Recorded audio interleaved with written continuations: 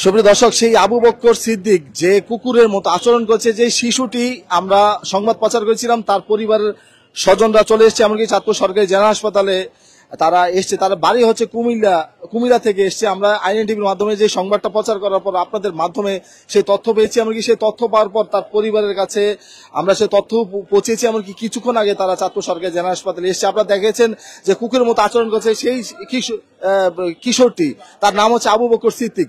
সে কি কারণে কুকুরের মতো আচরণ করছে সেই বিষয়ে একটু জানবো, আমরা একটু জানান দেওয়ার চেষ্টা করবো। আসলে একটু সামনে আসেন। আপনার ছেলের পুরো নামটা কি বলেন তো? কি নাম পুরো ছেলের? মোহাম্মদ আবু বকর সিদ্দিক। মোহাম্মদ আবু বক্কর সিদ্দিক। জি। সে কুকুরের মতো আচরণ করতো কেন? কি সমস্যা কি? কুকুরের মতো আচরণ করতো সে আগে বাড়িতে যে ওই সময় কুকুরের মতো আচরণ করতো না, ইদানিংয়ের মধ্যে সে কুকুরের মতো আচরণ করে। কারণ সে হয়তো ক্ষুধার জ্বালায় থাকতে পারে না, দেখে মনে করে যে কুকুরের মতো আচরণ করলে ওরে খানা দিব, মানুষে আইবো চাইবো, কিছু টাকা পয়সা দিব, এ খাইবো, এই ধরনের আশা হয়তো এই কুকুরের মতো আচরণ করে। আজকে 2 সপ্তাহ হয় হারাই গেছে। 2 সপ্তাহ হয়েছে হারাই গেছে নাকি? জি, 2 সপ্তাহ। এখন আপনারা পাইলেন তো, কেমন লাগতেছে ছেলেকে? এখন আমরা ছেলেরে পাইয়া খুবই আনন্দ লাগতেছে। আর আমাদের ছেলেরে পাইয়া তো ভালোই লাগে, কিন্তু কথা যায় ছেলের যে মানসিক সমস্যাটা, ওই সমস্যার কারণে যদি মানুষে আমাদেরকে কিছু সহযোগিতা করতো আর্থিক দিক দিয়ে, তাহলে আমার ছেলের চিকিৎসাটা করাতাম। ওর সে মাথায় যে সমস্যা, ওই সমস্যাটা সমাধান করতে পারলে ও পুরোপুরি সুস্থ হয়ে যাবে। সুপ্রিয় দর্শক, আমরা জানবো যে ছেলেটির কাছে। তোমার নাম কি বলো তো? মোহাম্মদ আবু বকর সিদ্দিক। মোহাম্মদ আবু বক্কর সিদ্দিক। কথা বলতে পারো? তোমার মায়ের নাম কি? বাবার নাম কি? বাবার নাম বাবার নাম কি? দিলদার হোসেন। আরে তোমার ছোট বোনটার কি নাম? ফারিয়াতুর ফাতেমা। কালকে যে কুকুরের মতো আচরণ করলা কেন? এরকম করলা কেন? কারণটা কি বলো তো? এমনিতে। হ্যাঁ, এমনিতে। আমরা মায়ের সাথে কথা বলবো। আসলে কি সমস্যা কি তার বলেন তো? ওর সমস্যা মাথায় সমস্যা। মাথায় সমস্যা? জি। কতদিন যাবো সেই সমস্যাটা? কতদিন? এই ছোটবেলার তুলে সমস্যা, আমরা চিকিৎসা করছি, চেষ্টা করছিলাম আমরা। এই যে হারা গেছে কতদিন আগে? হারা দিন গেছে, 2 সপ্তাহ হারাই গেছে। 2 সপ্তাহ আগে? জি। এখন ছেলেরা পাইছেন তো নাকি? জি পাইছি। কেমন লাগতেছে বলো তো? এখন ভালো লাগে। তো সুপ্রিয় দর্শক, চাঁদপুর মন্ডল থানার ওসি বাহার মিয়ার নেতৃত্বে আসলে পুলিশ এসছে। আমরা একটু জানবো, আপনারা তো এখন হস্তান্তর করছেন নাকি? এটা তো হাসপাতাল থেকে হস্তান্তর করা হচ্ছে। আচ্ছা, আমাদের ছিলেন, আপনারা তো আছেন নাকি? হ্যাঁ আছি, আমরা দেখতেছি। তো সুপ্রিয় দর্শক, দেখতে পাচ্ছেন যে চাঁদপুর মডেল থানা পুলিশ এসছে, এমনকি এখানে অনেক মানুষ জড়ো হয়েছে। সকলেই ভিডিওটি শেয়ার করবো, অন্যকে দেখার সুযোগ করে দিবেন যে সেই ছেলেটি কুকুরের মতো আচরণ করার কারণে অবশেষে তাকে পাওয়া গিয়েছে।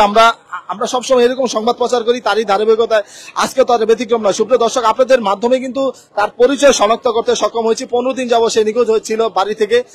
চাঁদপুর সরকারি জেনারেল হাসপাতাল দিয়ে যখন আমরা যাচ্ছিলাম, তখন দেখতে পেরেছি সে কুকুরের মতো 2 হাত আর 2 পা দিয়ে কুকুরের মতো হামুর দিয়ে কিন্তু তারা সে খেউ খেউ খেউ খেউ করে শব্দ করছিল। পরবর্তীতে আমাদের সহযোগিতায় হাসপাতাল 2য় তলায় ভর্তি ছিল। এমনকি হাসপাতাল 2য় তলায় ভর্তি থাকার পরে তার পরিবারের সন্ধান পাওয়ার পর তার পরিবার এসছে। এমনকি এখন হাসপাতালের যে কর্তৃপক্ষ, তার কর্তৃপক্ষের মাধ্যমে আমরা হস্তান্তর করছি। এমনকি মডেল থানা পুলিশ এসছে। সরাসরি আপনাদেরকে জানান দেওয়া যাচ্ছে, এরকম ঘটনা কিন্তু বিভিন্ন জায়গায় ঘটছে। এই যে অসহায় পরিবার, তারা চিকিৎসা দিতে পারছে না টাকার অভাবে। আপনি কি করেন বলেন তো? কি করেন? আমি রাজমিস্ত্রির কাজ করি। রাজমিস্ত্রি? জি।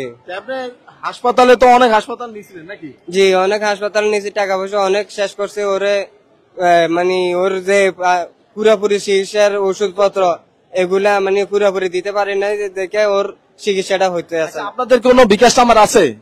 তো সুপ্রিয় দর্শক, যদি কোনো মানবতা সেবায় যারা নিয়োজিত রয়েছেন, তারা যদি একটু সহযোগিতা করেন, হাত বাড়ান, তাহলে এই ছেলেটি আবারও পুনরায় সে ভালোভাবে সুস্থভাবে জীবন কাটাতে পারবে। আমরা আপনাদেরকে জানানো দেওয়া যায় যে নাম্বারটা দিচ্ছে, সেই নাম্বারে একটু যোগাযোগ করবেন। যারা যদি কোনো আর্থিকভাবে সহযোগিতা করার ইচ্ছা থাকে, তাহলে সেই নাম্বারে যোগাযোগ করার অনুরোধ করছি। আপনার নাম্বারটা বলেন তো?